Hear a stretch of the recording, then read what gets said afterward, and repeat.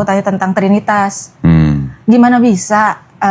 Maksudnya Villa nanyain Trinitas ke papa mamanya? Kita bahas, iya.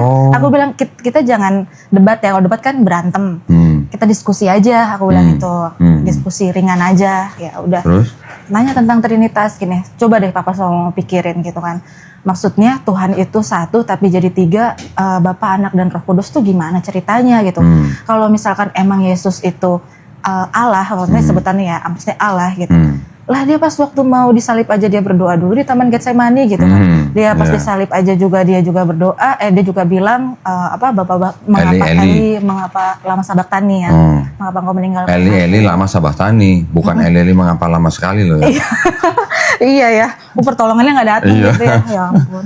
Terus? Nah, iya, terus bingung tuh dia ngejelasinnya sampai akhirnya dijelasin sama mama itu pakai rumus matematika.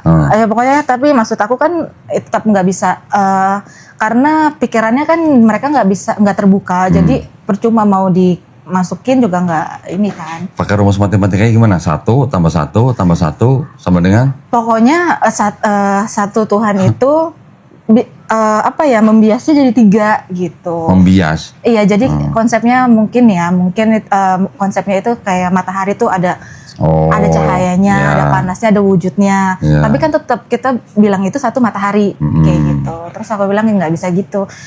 Terus dia bilang enggak, Yesus itu 100% manusia, 100% Tuhan. Iya nggak bisa dong. Iya aku bilang gitu dong, ya nggak bisa dong kayak udah gitu. Berani ya bantah orang tuanya ya.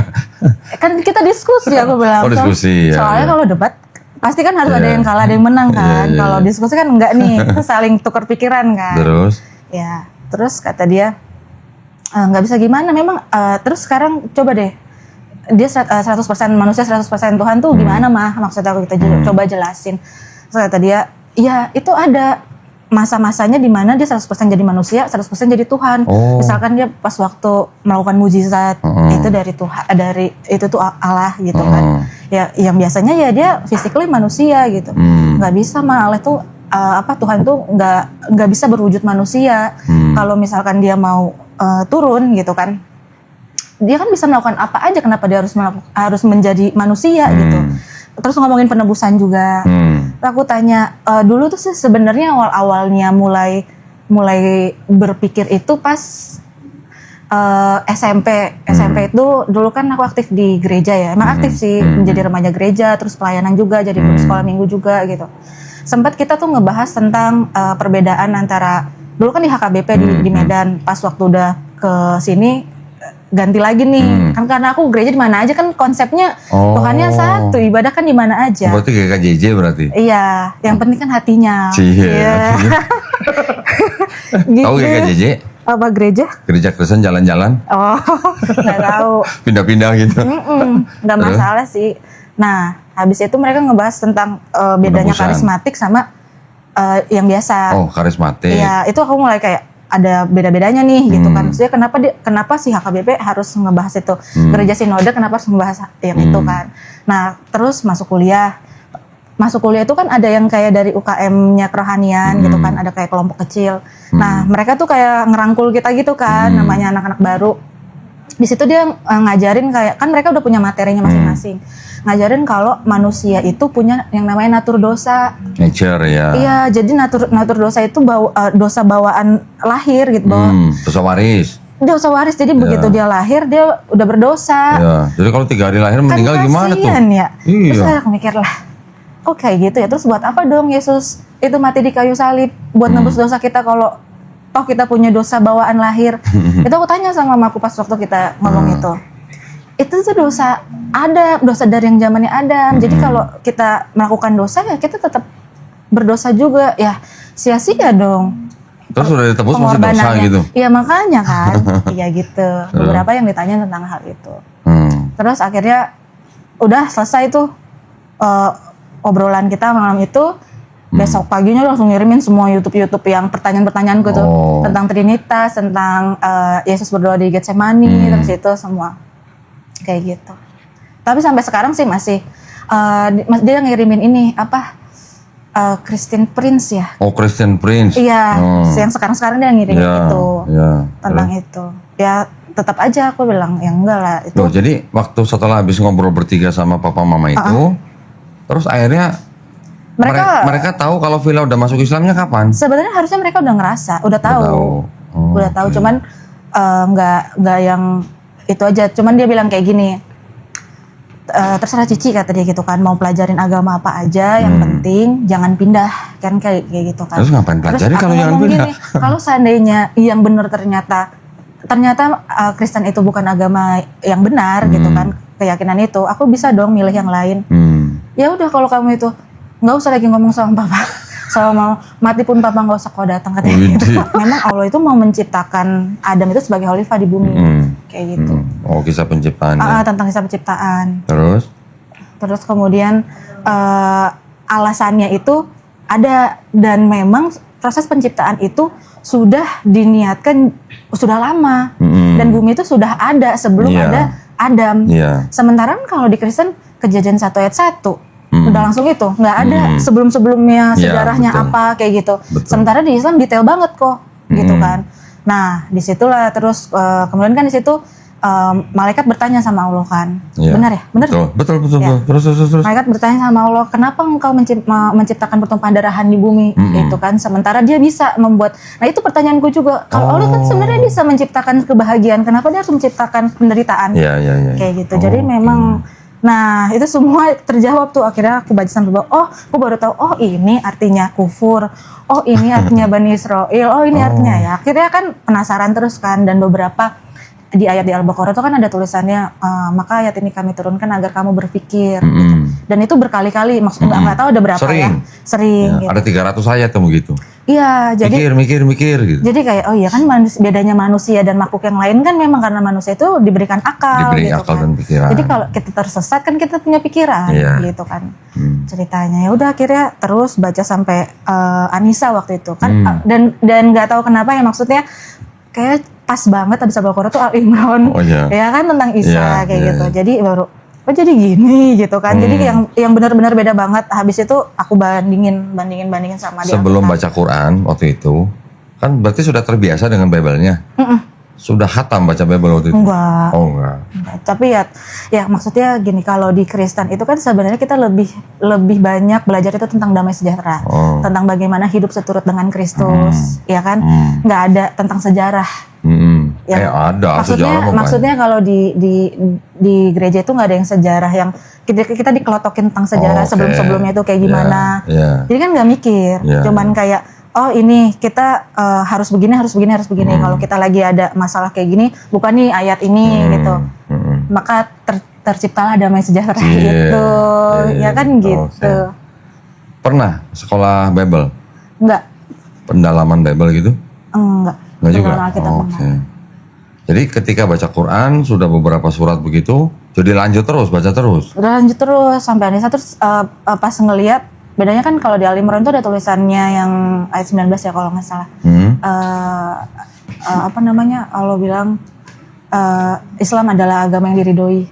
Ya, sementara kalau Inna dina indallahil Islam. Iya, sementara kalau di Kristen itu kan sebenarnya sebutan ya, gitu kan. Jadi dari bukan muridnya Yesus juga ya? Gitu. Bukan. Yang pertama-tama disebut Kristen itu adalah pengikut-pengikutnya Paulus. Iya. Kisah para Rasul 26. Ketika Paulus dan Barnabas dan pengikutnya tinggal di kota Antioquia selama setahun, barulah mereka disebut Kristen. Iya, jadi bukan yang dibawa dari Yesus. Inilah yang Kristen gitu kan, enggak. Yesus nggak pernah nyebut kata Kristen. Yesus nggak pernah ngajarin konsep kekristenan. Nggak pernah. Itu. Tapi yang kita tahu kan beda. Iya, nah yang orang-orang Kristen sekarang ikutin itu adalah ajaran Paulus, tapi yang juga sudah dirubah sama gereja. Dirubahnya gimana tuh? Contoh, kan Paulus bilang Yesus yang sudah mati di atas kayu salib itu kan sudah ngebatalin hukum Taurat. Oh iya. Benar kan? Iya. Efesus 2 ayat 15. Yesus sendiri bilang, jangan kamu menyangka aku datang untuk meniadakan hukum Taurat. Aku datang bukan untuk meniadakan hukum Taurat, tapi untuk menggenapinya. Selama langit dan bumi belum lenyap, belum hancur, ya belum lenyap ya, satu iota pun tidak akan dihilangkan. Yesus bilang tidak meniadakan hukum Taurat. Paulus bilang, Yesus yang mati di atas kayu salib itu sudah membatalkan hukum Taurat. Oke? Hukum Taurat apa aja? Babi kan haram. Iya, biar Perpuluhan ada. wajib nggak? Oh enggak. Wajib dong perpuluhan. Di hukum Taurat wajib. Oh dia iya. Iya kan, perpuluhan, mahabbah, haram dan sebagainya kan banyak. Hukum Taurat itu ada 613 mitzvah namanya. Kalau Paulus bilang hukum Taurat sudah dibatalkan dengan matinya Yesus di atas kayu salib, harusnya kan nggak ada perpuluhan. Iya. Kenapa gereja Tapi masih sekarang narik masih ada perpuluhan? Nah itu maksud saya. Berarti kan gereja juga merubah, memodifikasi ajaran Paulus berarti kalau gitu. Iya, bahkan di awal tahun nih, 1 bulan itu. Buat sulung. Iya, Iko tahu. Ya tahu lah. Oh, yang mantan juga ya. Lama gua kali di gereja daripada lu. Kok tahu? GBI dulu. Oh, iya. Enak aja. Sama dong. Itu maksudnya Iya. gitu. Jadi Kristen yang sekarang pun sebenarnya bisa dianggap mengikuti ajaran gereja yang memodifikasi sedikit lah ajaran Paulus. Sekarang Paulus bilang nggak kalau perempuan yang berdoa dan bernubuat itu harus berkerudung? Di Alkitab sih ada bertudung tulisannya. Ya bertudung sama berkerudung apa sih bedanya? Iya, betul. Sama lah. Ya kan 1 Korintus 11, 5, ayat 6. Itu aku debat juga sama mama, dia bilang. Nah. Nggak ada, itu kata dia nggak ada ayatnya, kata dia. Ya suruh baca aja. Ya nanti aku kirim, aku bilang gitu. Udah pernah baca kan? Iya udah. Gereja gimana? Ada lah sebagian kecil lah. beberapa sekarang. Ya. Mungkin ortodok masih pakai kerudung. Ya. Ya tapi mayoritas gimana? Udah. Nah, kan berarti kan mau modifikasi juga. Sekarang Paulus pernah nggak bilang babi boleh dimakan? Nggak ada secara tertulis kan, nggak ada. Tertulis babinya kan nggak ada. Nggak ada. Cuman tertulisnya semua makanan yang kamu beli terus di apa namanya diberkati dengan rasa syukur halal, ya kan? Tapi kan nggak tertulis babi. Sedangkan buat orang Yahudi babi itu makanan apa bukan? Ya kan? Nah sekarang Kristen gimana? Tapi ditambah lagi sama mereka ada tulisannya yang nggak boleh tuh babi hutan. Itu yang tahun 74. Iya. Yang tahun 70, tahun 58 babi doang. Bahkan yang tahun 2023 TB2 cuman babi. Tapi yang 74 haram, yang 2023 najis. Sama apa beda haram sama najis? Nah Ya itu. sama lah. Masa bisa ada babi, yang versi ini babi hutan, versi ini babi lagi, yang versi ini haram, yang versi ini najis. Gimana jadinya? Gitu. Iya gitu. Ya kan? Berarti kan kalau gitu masih ada perbedaan antara gereja dan Paulus, masih ada bedanya. Betul. Paulus sama Yesus sudah jelas beda. Paulus ngajarin Tapi dosa rasanya waris. orang Kristen juga nggak tahu soal beberapa kitab di Perjanjian Baru itu ya surat-surat dari Paulus untuk jemaatnya yang dia bikin sendiri. Nah, ya itu memang kebanyakan, mungkin di atas 90% orang Kristen juga tidak tahu Bible-nya sendiri. Mungkin orang Islam juga begitu, banyak ya, bahkan 72% umat Islam belum bisa baca Quran. Ya itu kita nggak bisa nyalain, memang itu butuh pendidikan. Tetapi maksud saya, kalau orang yang sudah mempelajari 4 gospel yang Matius, Markus, Lukas, Yohanes ini dianggap kan penulisnya tidak tahu siapa. Sedangkan dari mulai Kisah Para Rasul, terus baru masuk Roma, dari Roma sampai Titus itu kan dianggap tulisan Paulus semua. Baru nanti ada tulisan-tulisan yang lain lah, apa Yakobus lah, 1-2 Petrus dan 1 Yohanes dan Wahyu. Tapi yang menjadi apa sumber utama hukum buat orang Kristen yang sekarang kita lihat kan kebanyakan semua di surat-surat Paulus. Iya betul. Gitu kan? Nah, sedangkan apa yang ditulis Paulus itu dengan ajaran Yesus di 4 gospel ini aja beda. Tadi cerita Paulus kan bilang ada dosa waris. Itu ayatnya ada di Roma 5 ayat 12. Karena dosa satu orang itu, Hawa menjalar kepada setiap manusia. Sedangkan Yesus gak pernah ngajarin dosa waris. Iya. Nah kan beda.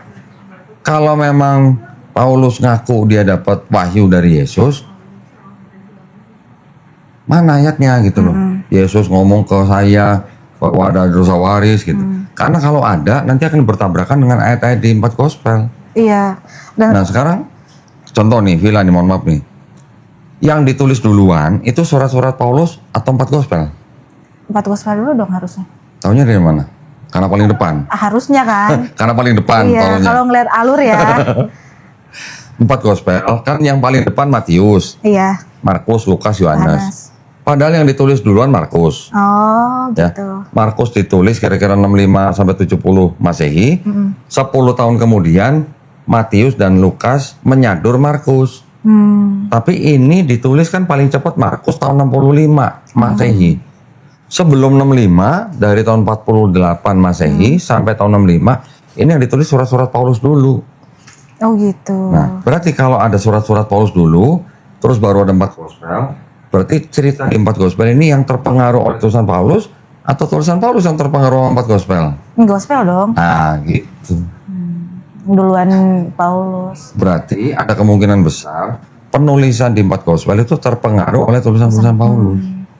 Kalau ditanya kok, Alkitab yang asli ada gak? Alkitab, maksudnya Alkitab yang mana nih? Yang maksudnya yang disebut Alkitab apa? Yang Kristen. Yang Kristen? Injil. Yang asli? Iya. Aku sempat debat juga sama mama sama papa soal itu. Gini, Al-Quran juga itu nggak asli, itu bikinan juga semua kayak gitu. ini ngomongin perjanjian lama atau ngomongin perjanjian baru nih? Dia ngomongnya keseluruhan sih. Keseluruhan? Keseluruhan. Kalau keseluruhan kan gini, kita harus taunya gini. Mungkin pakai ini enak ya, pakai peraga ya. Ah, Kalau ngomong pakai ada barangnya enak nih. Jadi supaya biar paham juga ya mungkin ya.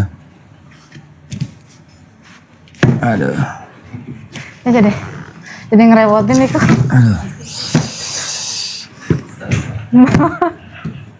Ya. Nanti ini di-cut kan, Mas Ferry.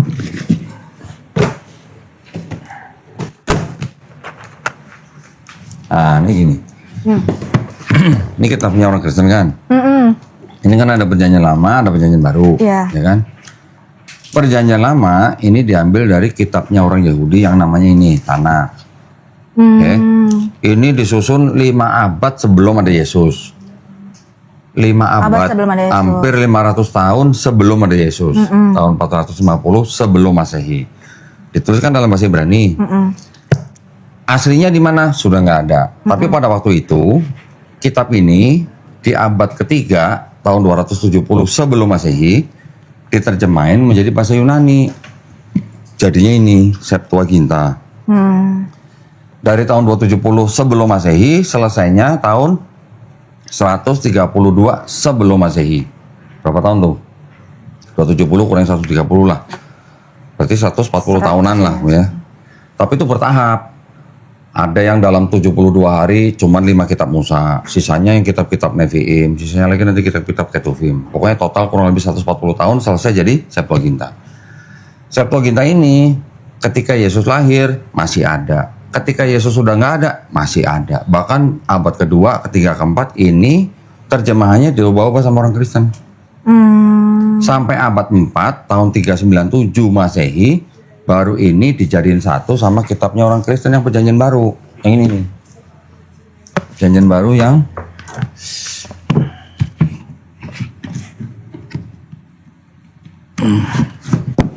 ini perjanjian baru kan, dari Matius sampai Wahyu nih. Kalau yang ini ditulisnya dari pertengahan abad pertama sampai pertengahan abad kedua. Di abad keempat, akhir abad 4 tahun 397 Masehi di Konsili Kartago, Afrika Utara, yang ini jadi perjanjian lama, yang ini jadi perjanjian baru, ditempel. Yang ini aslinya yang waktu diterjemahin di abad ketiga sampai abad kedua sebelum Masehi, aslinya masih ada nggak? Nggak ada juga. Berarti sebelum ada Yesus udah ada. Sudah ada, ini sudah ada sebelum ada Yesus. Makanya. Dan aslinya sudah nggak ada. Jadi Tanakh yang asli juga udah nggak ada. Septuaginta yang asli juga udah nggak ada. Yang ada semua salinan dari salinan dari salinan gitu. Iya. Udah salinan-salinan. Nah terus kita ngomongin perjanjian baru. Perjanjian baru yang ditulis dari pertengahan abad pertama sampai pertengahan abad kedua, aslinya juga udah nggak ada semua. Semuanya nggak ada. Yang ada apa? Salinan dari salinan dari salinan dari salinan. Iya. Memang kalau dikumpulin banyak. Total perjanjian baru itu mungkin naskahnya ada sekitar 24.000. 24.000 salinan. Kalau yang 4 gospel aja, Matius, Markus, Lukas, Yohanes, kalau dijumlahin semua, total salinannya mungkin ada 5.600 sampai 5.800 salinan. Tapi dari 5.600 atau 5.800 itu tidak ada 2 yang identik. Nah, aslinya juga semua udah nggak ada. Gitu. Ya, kalau ditanya Alkitab yang asli emang di mana? aslinya semua udah nggak ada. Iya. Yang tanah aslinya udah nggak ada, yang Septuaginta asli juga udah nggak ada, yang Perjanjian Baru juga aslinya udah nggak ada. Iya. Dan dia membalikan, maksudnya kembali ke orang tua ya. Dia membalikan. Quran juga itu nggak asli, itu banyak dibuat. Katanya. Dibuat gimana? Orang buat-buat kayak gitu. Ya gimana orang buat-buat kalau semua pemahaman dan semua hafalannya sama. Loh, Ya, iya. aku bilang kayak Kalau gitu. dibuat-buat kan berarti kan hafalan orang beda-beda. Iya. Ini kalau hafalan sama masa dibuat-buat? Terus mau bilang gini ya. Nabi Muhammad itu memang mama akuin dia tuh cerdik kata dia gitu kan. Terus? Bukan dia punya paman yang Kristen ya? Oh, siapa? Nasrani ya? Paman? Pamannya Nabi Muhammad. Bukan pamannya Nabi Muhammad SAW kali, sepupunya istrinya kali. Sepupunya istrinya. Warokah bin Affan. Iya. Warokah bin Naufal. Itu, tapi itu bukan pamannya Nabi, itu adalah sepupu istrinya. Dia bilangnya pamannya. Yang Khadijah. Ya. Pamannya Terus? Muhammad. Nah, dia tahu tuh semuanya katanya dari situ. Cerita-cerita tentang yang akan datang. Lalu kemudian karena dia itu ingin bukan meningkatkan umatnya, hijrahlah dia ke Madinah, bilang gitu. Dia ngebangkitin umat Islam di situ dengan hal-hal yang dia tahu sebelumnya dari si yang dia bilang omnya ini, pamannya ini. Jadi Terus? itu Nabi Muhammad itu Muhammad tuh cuma mengada-ngada aja. Mana mungkin dia bisa ketemu misalkan seseorang yang dapat wahyu terus-terusan dari Tuhan gitu kan. Kayak Musa aja sekali ketemu Tuhan kan dia langsung nggak kuat ya bercahaya kayak gitu.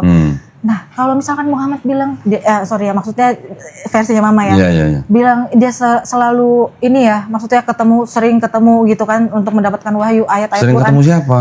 Dia ngomongnya gitu, sering ketemu. Sering ketemu Allah gitu? Iya, dia bilang sering Cuma ketemu sekali kok ya. sama Tuhan untuk mendapatkan wahyu-wahyu itu. Dia biasa aja, mukanya nggak bercahaya, nggak apa. Cuma memang dia cerdik Nggak orangnya. bercahaya, emang pernah lihat mukanya? Makanya. Jadi ada beberapa maksudnya hal-hal yang kalau kita lagi diskusi atau lagi debat kayak gitu, ya untuk itu nggak aku tanggepin karena nggak masuk akal juga. Kebanyakan gitu. asumsi kalau Iya, gitu ya. kebanyakan asumsi. Jadi gini, Nabi Muhammad SAW itu pernah ketemu dengan sepupu istrinya, ya, yang namanya tadi Warokah bin Naufal, itu cuma 2 kali.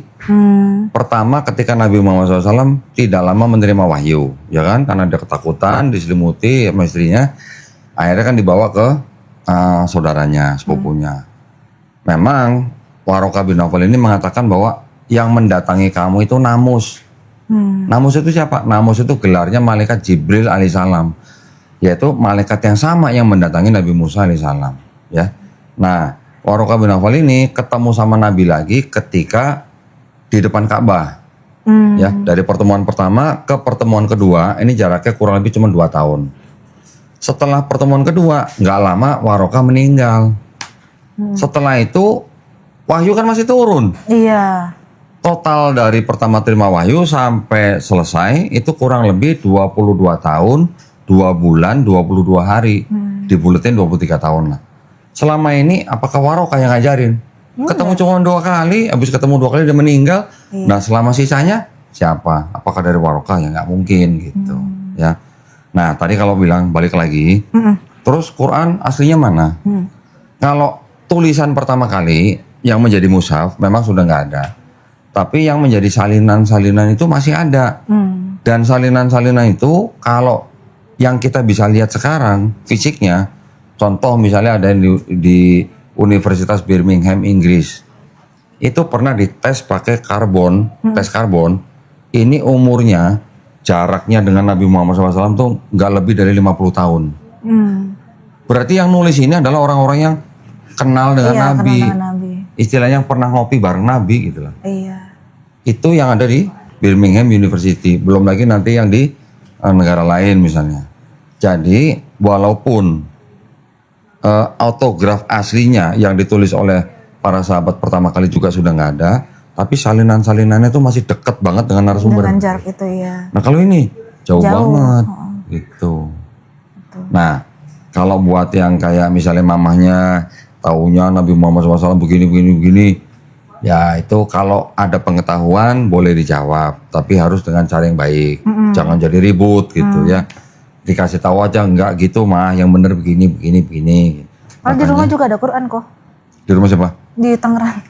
Oh, oke. Nggak, maksudnya kalau mamanya lagi diskusi, menjawab mamanya dengan cara paling lembut, tapi juga maksudnya harus belajar, harus banyak belajar sejarah Islam, tradisi Islam, Iya. supaya bisa meluruskan. Nah, gimana bilang mamanya mukanya Nabi Muhammad SAW apa tadi, kusem, Nggak bercahaya katanya. Emang pernah lihat? Iya. Lah fotonya aja nggak ada, gambarnya nggak ada, nggak boleh dilukis. Iya. Gitu. Sama dengan Nabi Musa juga kan kita nggak tahu. Iya. Hanya dilihat dari deskripsinya. Gak usah Nabi aja. Musa ya. Yesus aja Iya. yang kita bisa ngeliat lukisannya. Itu siapa yang pertama kali dipakai jadi model buat dilukis? Tahu nggak?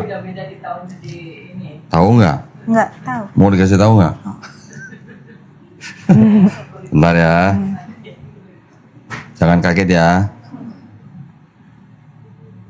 Nih yang pertama kali dilukis nih. Aku jauh amat. Aku jauh enggak dong. Iya, Garis-garis mukanya garis mirip mukanya lah, mirip. tapi dandanannya aja yang beda. Iya. Ya. Tahu nggak nih siapa? Enggak. Ini anak seorang paus. Oh. Paus kan harusnya nggak boleh nikah ya, Iya. tapi punya anak ini.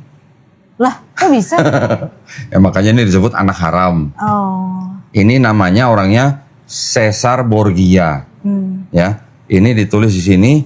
Dia adalah seorang anak daripada Pope Alexander ke-6. Pope itu kan paus. Iya. Ya, Pope Alexander ke-6 punya anak haram namanya Caesar Borgia. Oh, kenapa dia? Caesar Borgia ini yang pertama kali menjadi model lukisan Yesus. Oh. Kenapa dia yang Dan dia adalah seorang apa? Lagi bete. Oh. Tahu kan lagi iya, bete? Tahu.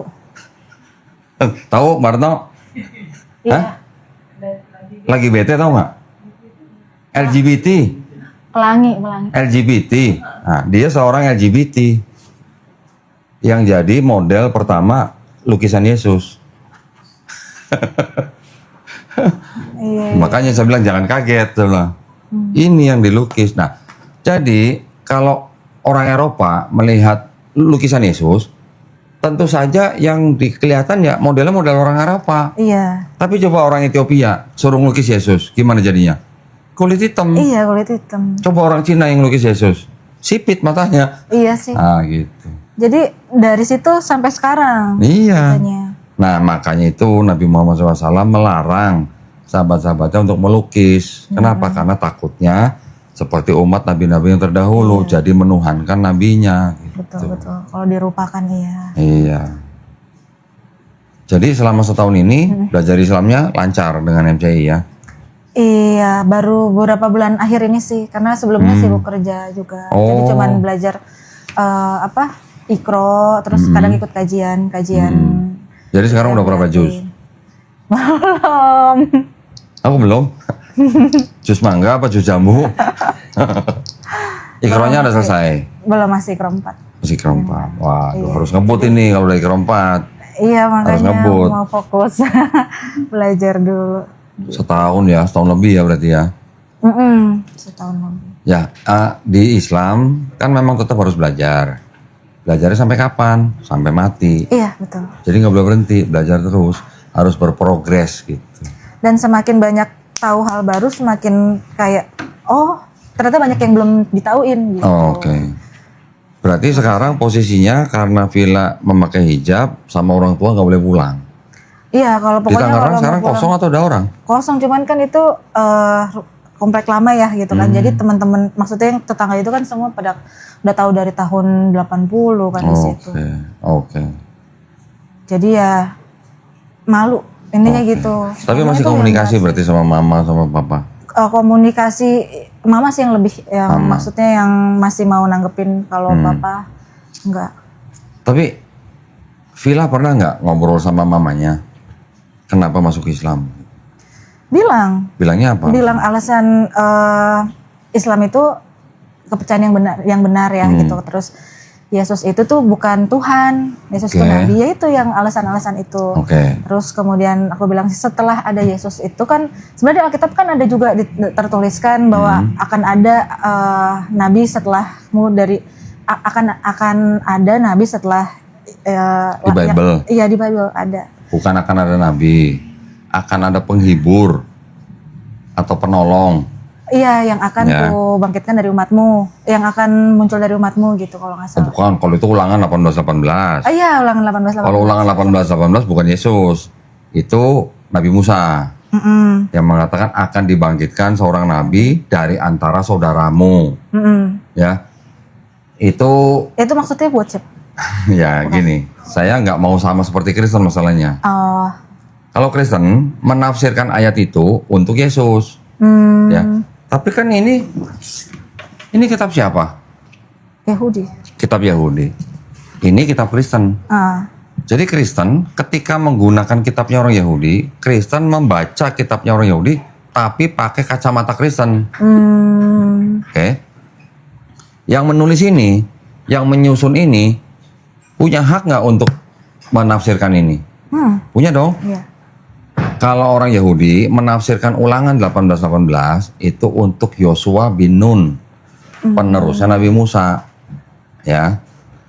Kristen ketika menggunakan kitabnya Yahudi menafsirkan ulangan 18-18 untuk Yesus. Oh, gitu. Kalau saya menafsirkan ulangan 18-18 untuk Nabi Muhammad SAW, apa bedanya saya sama Kristen?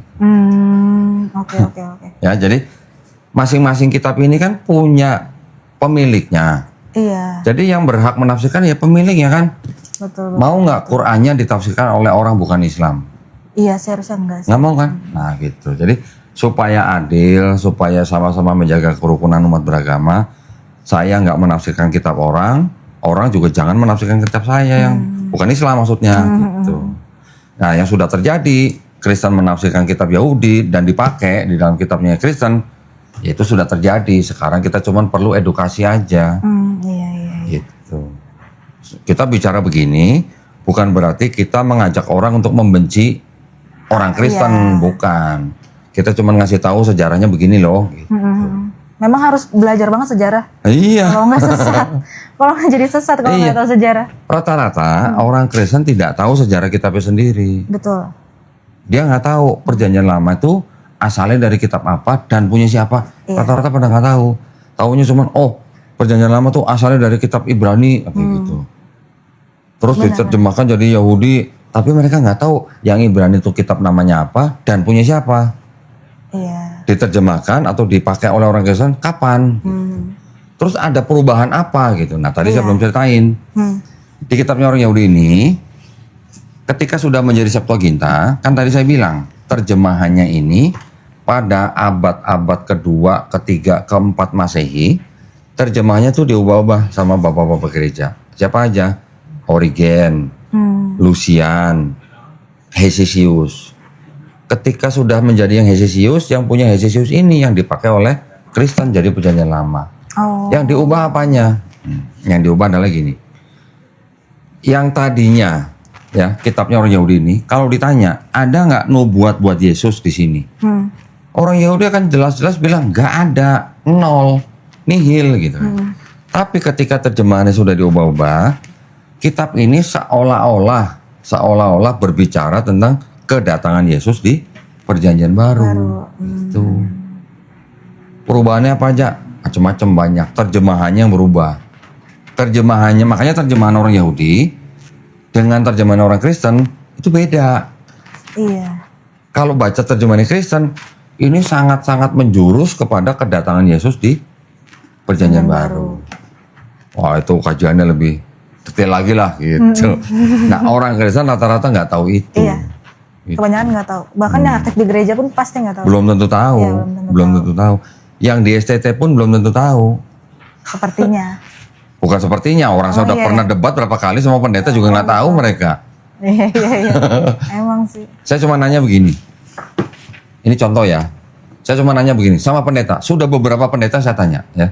Bahkan ada yang ngaku pendeta sekolah teologi 13 tahun. Saya tanya pertanyaan yang sama.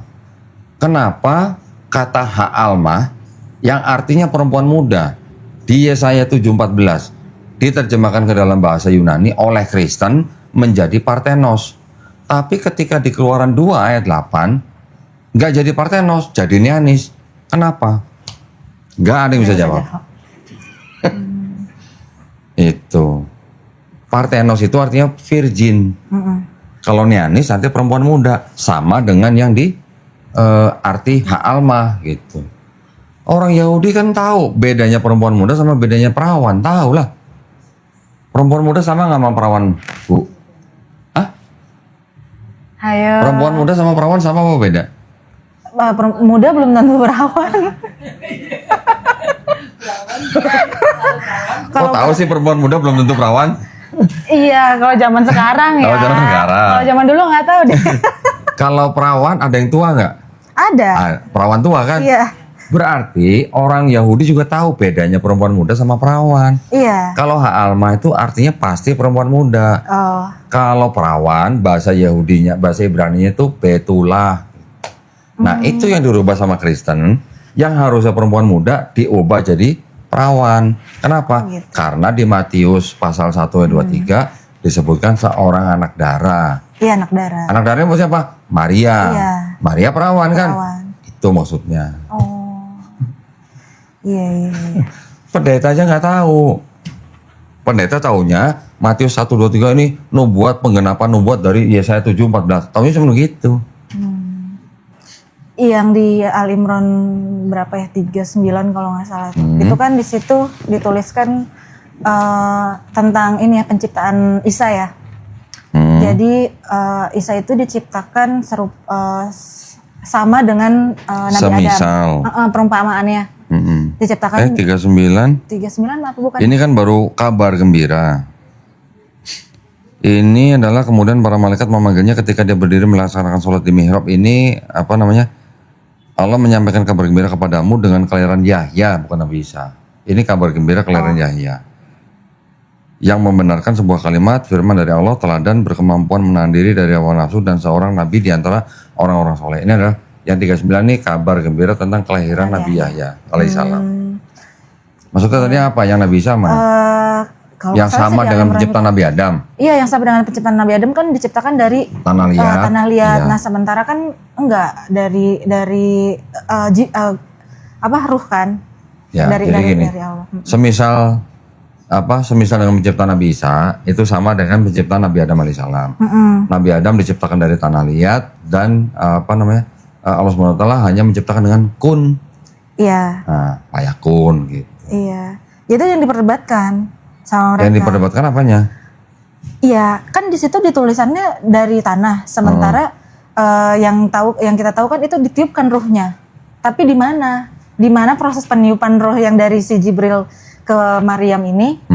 Nah, sementara di situ ayatnya ditulis kalau itu dari sama seperti Nabi Adam proses penciptaannya. Bukan. Yang samanya bukan yang Nabi Adam dari tanah, Nabi Isa dari tanah, bukan. Yang samanya itu adalah diciptakan keduanya walaupun dari material yang berbeda, tapi yang samanya tuh dari kunnya itu.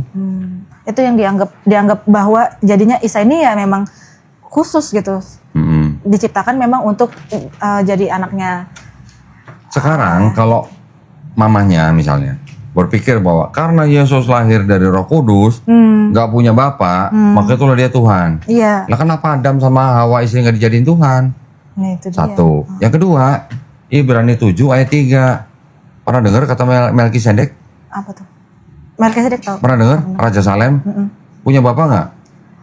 Enggak. Nggak punya. Punya ibu nggak? Enggak. Punya awal nggak? Awal maksudnya? Harinya tidak berawal. Hidupnya tidak berkesudahan. Berarti punya awal nggak? Enggak. Enggak. Punya akhir nggak? Enggak. Lebih hebat mana sama Yesus? Iya.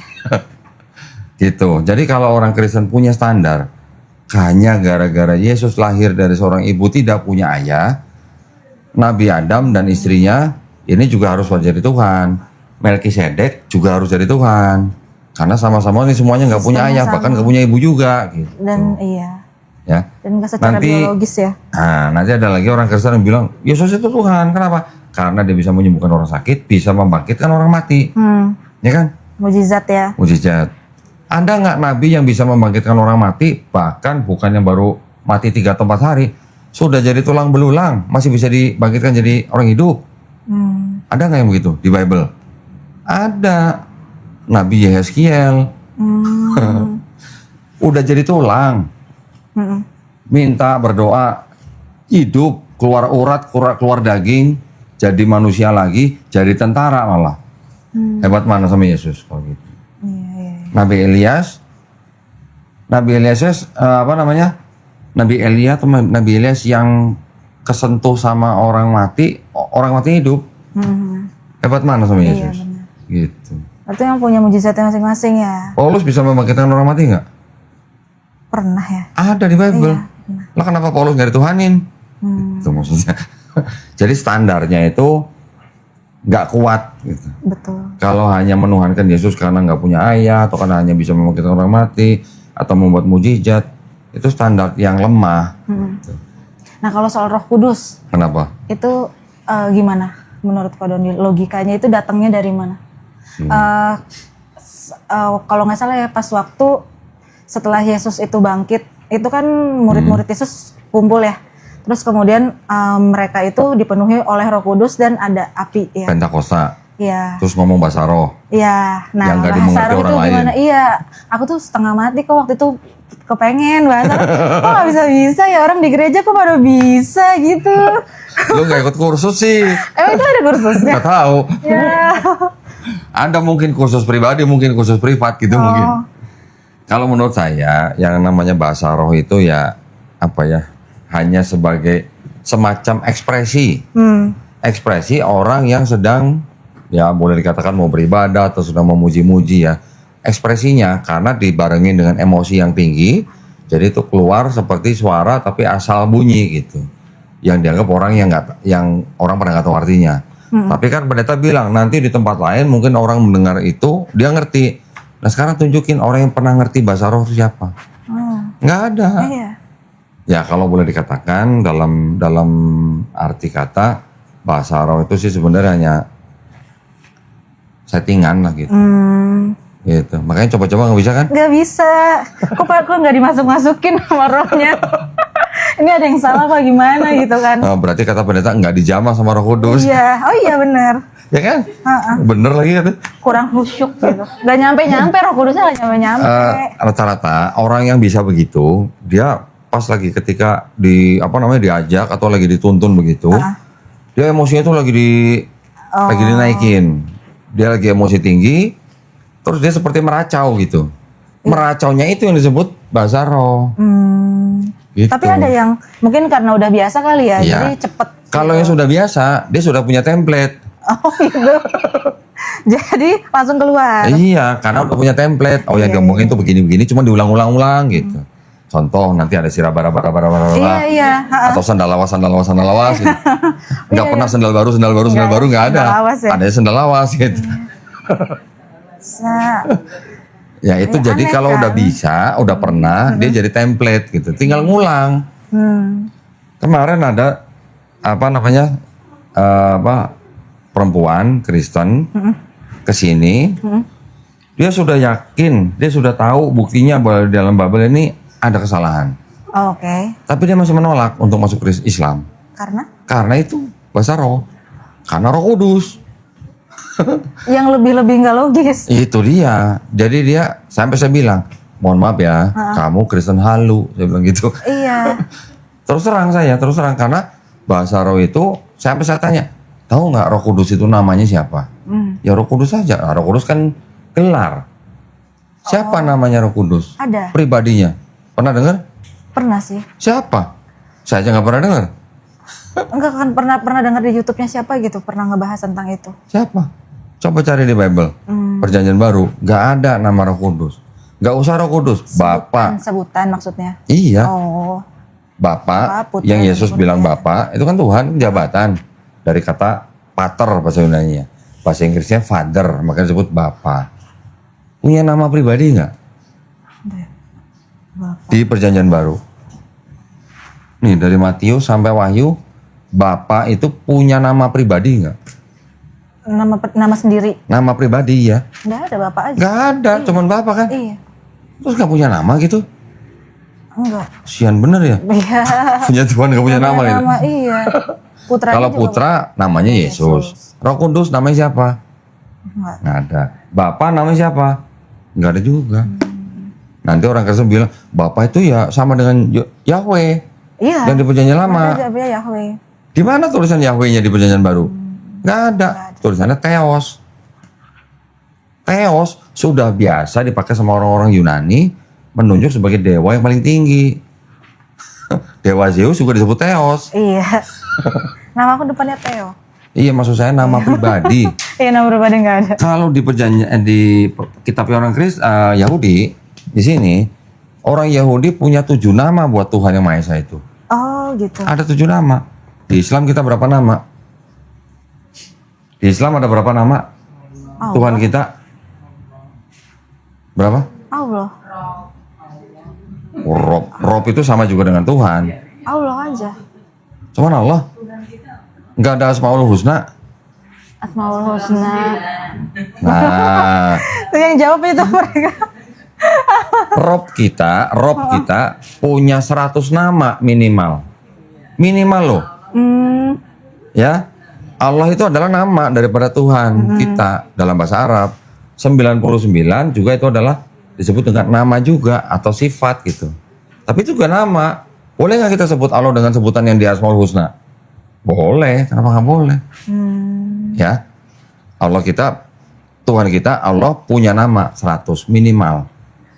Di kitabnya orang Yahudi, Tuhan yang Maha Esa itu disebut dengan 7 nama. Eloh, Eloah, Elohim, El Shaddai, Yod-Heh-Vaveh, dan Zevaot. 7 nih. Dari 7 ini yang dianggap paling suci yang Yod-Heh-Vaveh. Orang Kristen sebutnya Yahweh. Iya. Orang Yahudi suruh sebut Yahweh mau nggak? Nggak tahu. Nggak mau. Yahweh itu ciptaan orang Kristen, bukan ciptaan orang Yahudi. Orang Yahudi kalau sebut Yod-Heh-Vaveh, sebutnya apa? Mereka ganti dengan Adonai atau Hashem. Nggak berani nyebut Yahweh, nggak boleh. Kalau ada orang ngomong-ngomong Yahweh depan mereka diludahin tuh orang gitu. Gitu.